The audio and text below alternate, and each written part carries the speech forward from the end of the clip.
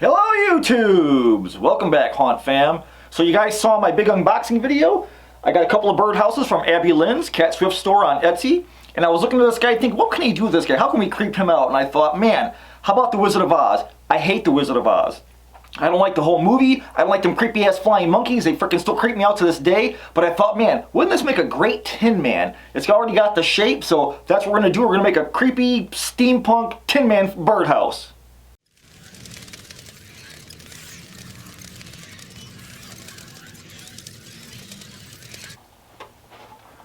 Okay, YouTubes. So we got a bunch of leftover dowel pieces I have here. We're going to need some kind of little spigot for our funnel top head. We got a bunch of different little pieces to cut up. I went to the hardware store and I found this kind of cool little drawer pull or gate latch, whatever it is. So I think we'll use that as a handle.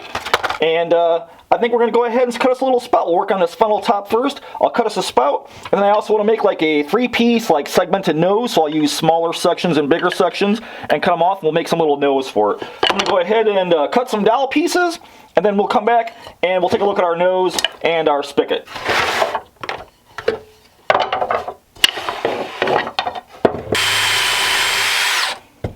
Okay.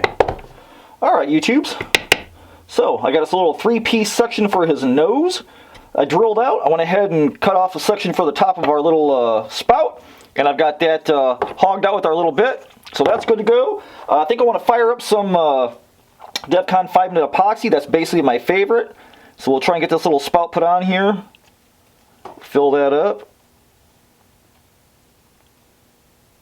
It's okay if we get excess in there. This guy can be junky and look like he's a cool freaking evil robot. So we'll just stick that right on the top. Something like so. If it tilts a little bit, all the better. And I think I'll go ahead and I'll glue up his nose. This will be his tip. This is the smallest one. Now I got to tape that sumbitch back on. Alright. We got 5 minutes. We're good. Okay. So there's the tip of the nose. Do the next one. And you could use an actual funnel if you wanted. It doesn't matter. You can use bits and pieces of anything. I just thought the dowels would be cool. You can clock them however you want so they look kind of creepy. And then we'll go one more on here. So our nose. Yeah, I'll make that the back one. That's the flattest part of the thing. Okay, so this will be our Tin Man nose. I'll put this aside, let this dry. Our topper fell off. Let's grab him here. Scoop all that DevCon back out. So we got about 5 minutes to play with it. And because this is going to be our Tin Man, I think this will be one of our eye holes. I'm going to use the existing bird hole for the little birdies. And I want to go ahead and I want to put a seam in here. So I'm thinking if I can get by with doing tape, and I'll go ahead and tape this guy on here. Come on, funnel, work with me. I think I can get by and do a seam with DevCon. Haven't tried this yet. Right on top of that tape line. I'll do nice and generous, and then hopefully before this stuff dries, I can pull it. We'll see. So I want to go ahead and brush that out. Like so. Okay. And then I've got these rivets that I bought off Amazon. I'm using a bunch of projects. They're just these little half domes. And I thought they kind of look cool like rivets, so let's put some rivets in this guy. So I got a bunch of the smallest ones. Let's just go ahead and stick them right on down the side of this little birdie house. You want to do them by eye. They don't have to be perfect. It's creepier the more spread out and askew they are. I'll just take some of this DevCon from over here. Alright, that'll be our rivets. That'll be our funnel. I'm going to go ahead and open this handle. I'm going to get this screwed on. I already got it drilled out for bigger screw holes. So they give you these little chintzy screws. We're not using that crap. And then I'm going to go ahead and put, this somewhere over here or so. So I'll figure out a place for this. I might have to cut the ends off just to make sure there's enough space. So I'm going to let this cure for about 5 minutes. I'll backfill the little funnel. And we'll come back. We'll start working on eyes after the roof is all done. Okay, YouTubes. I think our roof is basically done. I got the handle on. Our glue is dry. I got our rivets in. We got us a nice thick seam here. where it looks like it was pieced together. I think I'm pretty happy with the roof. I just went ahead and sanded it, put some grooves and some cracks in it, and just beat it up with a little pair of pliers. So I think we're ready to work on eyes. So for eyes, I definitely want to do some kind of gears and stuff. I got a big block Chevy gear that I molded a couple years ago. So this is the lightweight resin version of it. I want to do one big gear eye. So I'll epoxy glue that into place. I'm going to leave the hole the same size so the birdies can get in and out. I'm going to have to clearance that roof a little bit more to get it up higher. But that's going to be our eyeball. And then we'll stick our nose in here, probably about, let's go here right next to that balloon. So we'll put our nose in. Alright. And I'll cut the stem off. I always like pegging stuff together because if the wind hits it or a branch falls on it, it's less likely to snap apart into a million pieces. So I'll cut that off and make it shorter, so that'll be our nose. This will be our eye, and then we got our other eye. I've got a whole bunch of gears. I molded a bunch of stuff over the years. An old meat sausage grinder I molded. I got all these to play with. So I'm going to take up some of these gears. I'm going to figure out something to make the other eye. Probably a little smaller, something like this.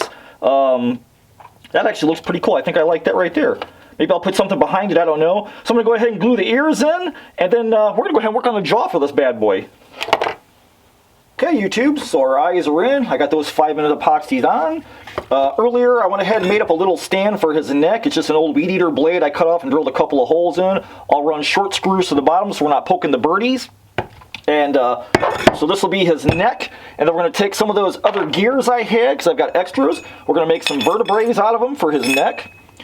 But we got to finish up the mouth. I think I'm going to take this guy outside. I'm going to black him out with a coat of 2X black just to get everything one uniform color. And I'll put some color on the gears, but I want to work on that mouth. So for the mouth, I'm going to do a big size overbite.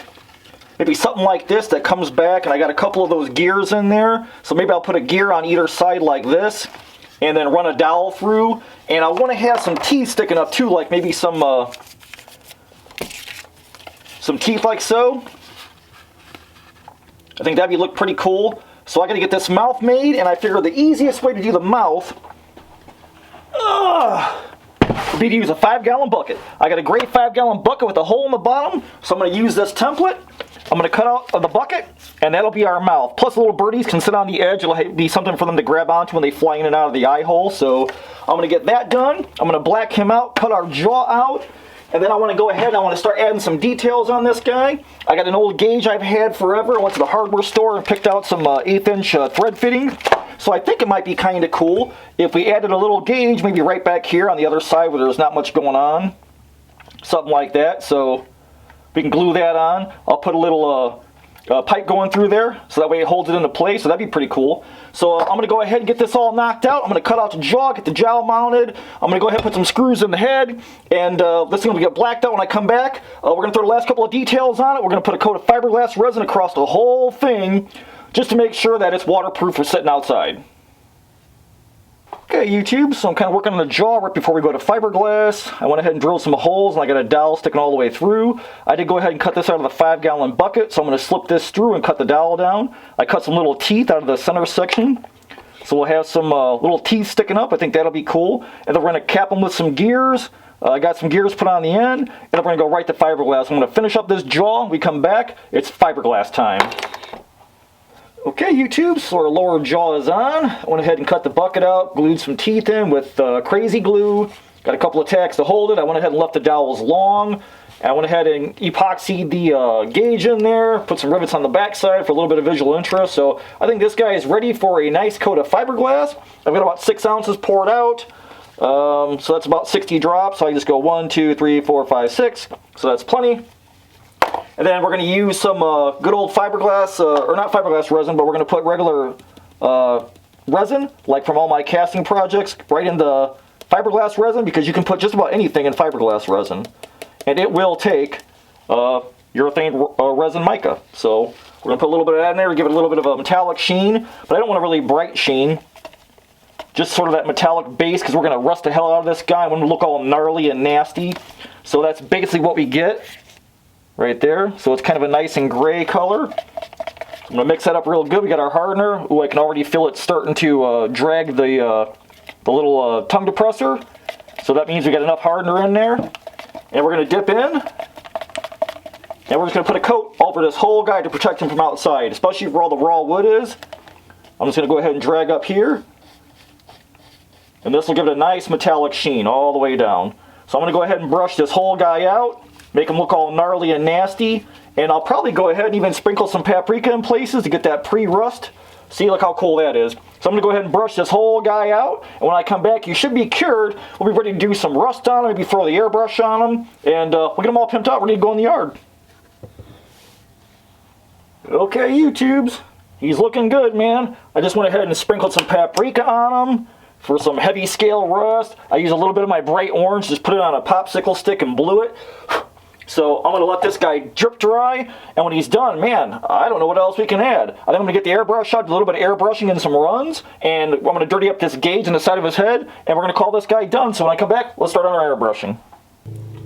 Okay, YouTubes, so I got the airbrush loaded up. I've got some Mission Models light transparent rust. It's really cool stuff. It leaves a nice transparent little rust trail if you're trying to do finer details versus all the corrosion this guy has already. So I just want to kind of go back in. I want to dial out that gauge. Most gauges have a unscrew face. This guy has a little tab where you pop it out with the screwdriver, so we'll put that back on there when we're done. And I just want to kind of rust out this gauge a little bit. Make it look like it's trailing, stained over the years. Maybe it's filled up with water, you know, so it doesn't look all new. I can hit the outside of the body a little bit. Maybe right here. Looks like we got some rust trailing from whatever this little fitting is. Maybe off the hinges, off the jaw right here. These gears. And then we got the little rivets in the back. Make it look those starting to rust.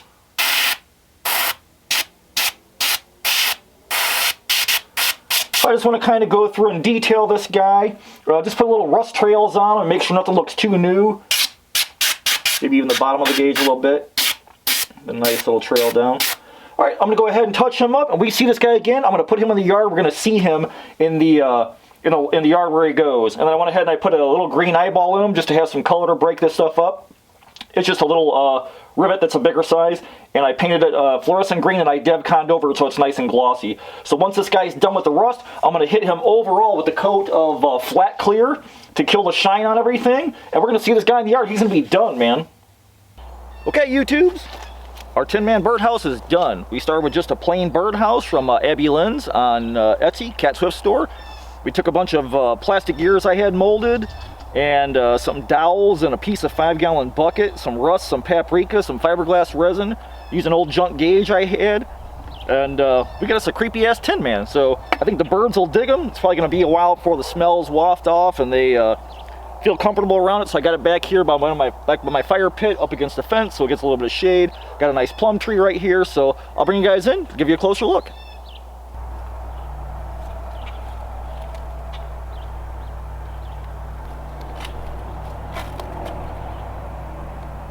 A bunch of extra gears on his neck. Nice little plum tree. Got wooden domes for the rivets.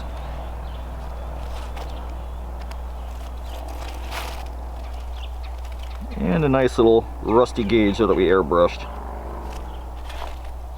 So overall, I'm real happy with him. I think he looks cool. I think he looks creepy.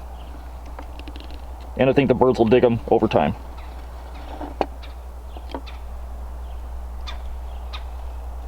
Okay, YouTube, so that's my Tin Man birdhouse.